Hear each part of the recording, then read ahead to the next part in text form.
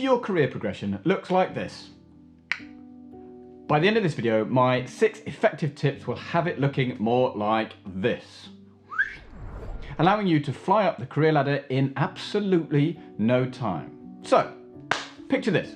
Since you joined your company 2 years ago, things have been going well. You've integrated yourself into the team, made some good friends, and in turn created some strong working relationships. This puts you in a good position. You may even go as far as describe yourself as being like a model employee. You've worked hard, been conscientious, even providing your boss with the insights she needed at crucial times. This all adds up to consistently putting out good work. The promotion cycle coming around quickly means you are quietly confident in securing the promotion you've wanted for at least the last year. The recognition, the new job title, and of course the uplift in pay are all motivations which have kept you focused over the last 12 months. So as the feedback rolls in and it supports your view that it's been a good year, you've been confident that the promotion you've been eyeing up is yours. It is all lining up to work out perfectly. You knew there was no way that they would pick somebody else until they did. What? How on earth did that happen? That's not right, it's certainly not fair. Getting passed over for a promotion can be disheartening, annoying, and in certain circumstances can feel humiliating. Whether you thought you deserved the job or were promised it, no one likes hearing that they didn't meet the mark. The reality is that it happens all the time. This is a shitty thing to say, but soz, that's the truth. Before we dive into this, please can I ask a favour of you? Could you just push the subscribe button for me, please?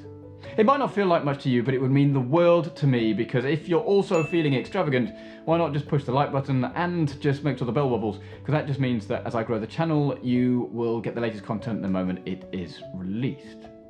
But getting ahead in life is personal to us all. Each of us have expectations and goals we want to achieve, so when it doesn't go our way or it doesn't happen, it is easy to get bogged down and beat ourselves up about it. Back in 2012, this happened to me. I was undertaking my next career move and returning to the world of accountancy by joining Deloitte. Through the experience I had gathered since qualifying as an accountant back in 2008, I believed that I was worthy of being a manager in the investment management team.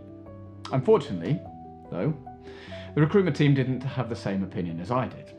This led to a series of back and forths whereby, quite frankly, I lost out and joined Deloitte as an assistant manager. This felt like a backward step to me and one which I felt like I was sold short. My goal was to level up my technical skills and use these to become a better consultant.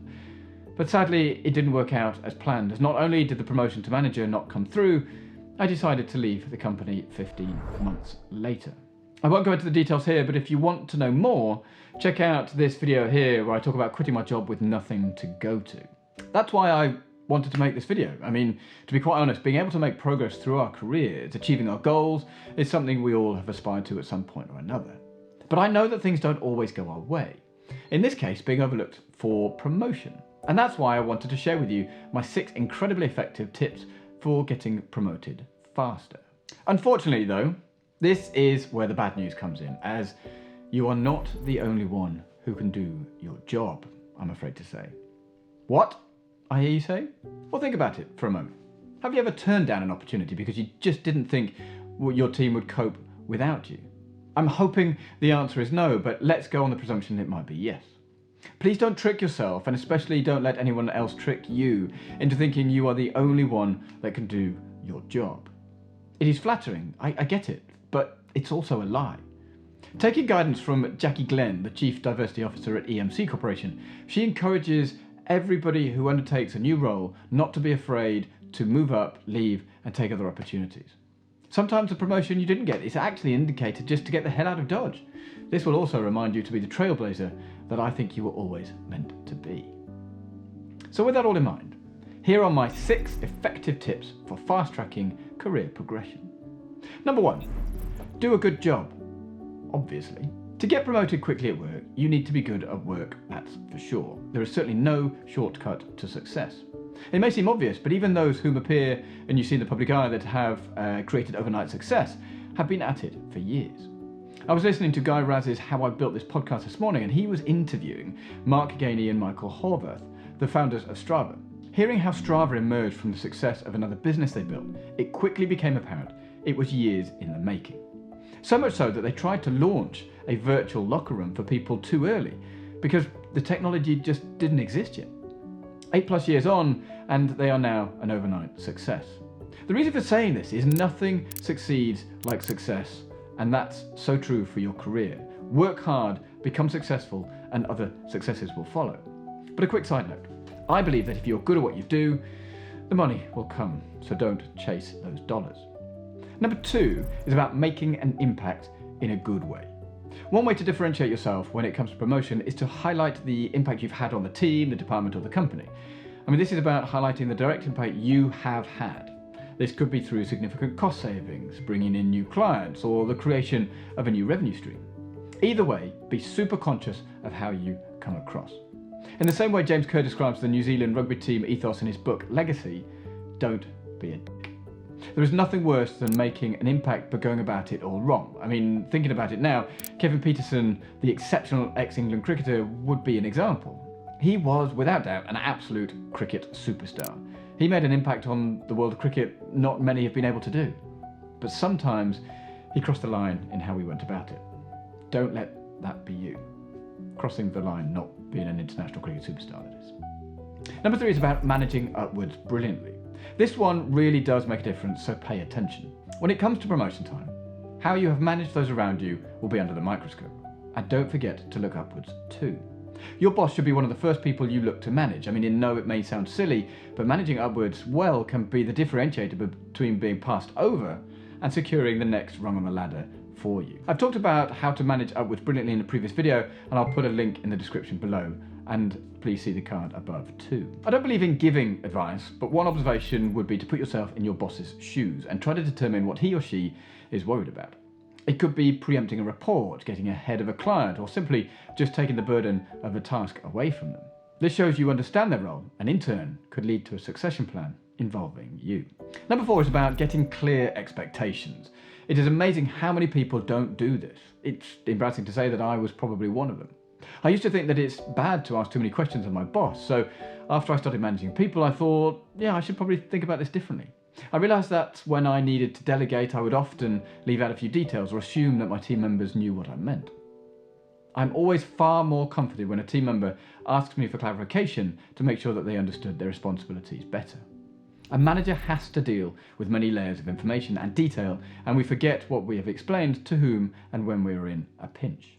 With this in mind, always clarify what is expected of you, especially if you feel it is unclear. This will keep you on the right track, and when it comes to promotion time, will help remove any ambiguity because you know what you've meant to achieve. Because that ties into number 5, knowing how promotions work.